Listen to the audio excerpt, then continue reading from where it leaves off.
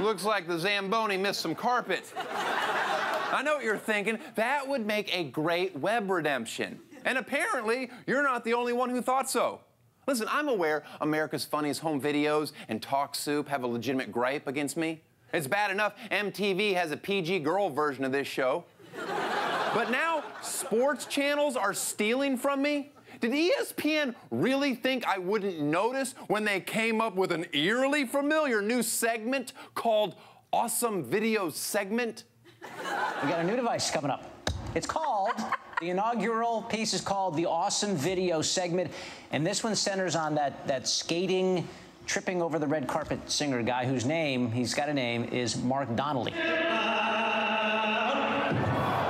You've seen it on SportsCenter a million times, but if you're like me, you still have a million questions. I went to Canada and asked Mark Donnelly what he was thinking. I don't know why I didn't notice it when I went around before. And then with the two spotlights on me, I couldn't see what was in front of me. All right, listen closely and tell me if you've heard this next phrase before. Do you think you would be willing to give it another shot? They must have missed that one episode where I said that before. Are you ready to give it another shot? Are you ready to give it another shot? You ready to give it another shot? Are you ready to give it another shot? Are you ready to give it another shot? Do you think you would be willing to give it another shot? Sure.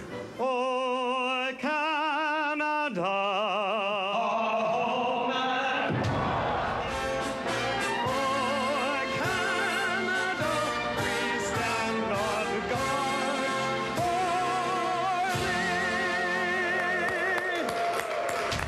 You fucking hacks are cheapening my brand. I'm fine with kids in high school or college plagiarizing, but once you work for a real network, you should have some goddamn self-respect. That's why I created a new segment called Sports Science. .0.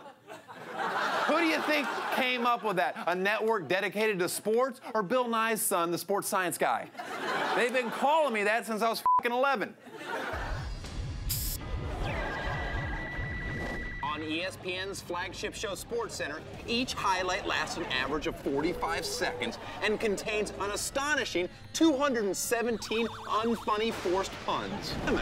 Frat brothers they call anchors are whiffing on an improbable 100% of the jokes they try to make. That's like a greased-up adult grizzly bear trying to make love to a fresh salmon. That's like SportsCenter breaks down like this. 60% Manziel gossip, 39% praising LeBron for buying a giant Brita filter to clean Lake Erie, 72% jerking off the SEC, and 41% explaining away whatever crime an NFL player committed that hour. There's 2% other, which is room for whomever has to fill in for Bill Simmons every time he's suspended for having the audacity to defend women.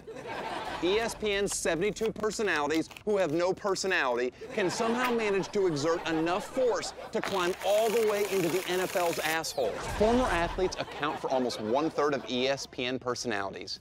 And with a grammatical error every 5th word, a normal segment contains nearly 400 instances of flawed syntax.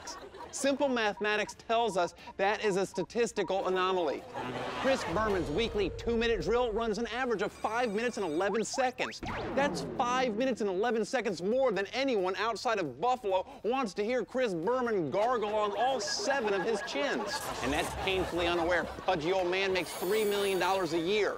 That's more than all pros Andrew Luck and Julio Jones. Science! For a measly $5.64 billion, ESPN won the broadcasting rights to the college football playoffs for the next 12 years. $0 of that will go to the athletes. ESPN profits off kids playing football, which means they support kids getting brain damage, which means ESPN wants children to die. Or, to put it in scientific terms, ESPN loves killing kids. Science. For Sports Science .0, I'm Daniel Tosh. For the record, that was not aimed at Mike and Mike Simmons, Beetle, PTI, Levitard. You guys are cool. We'll be right back.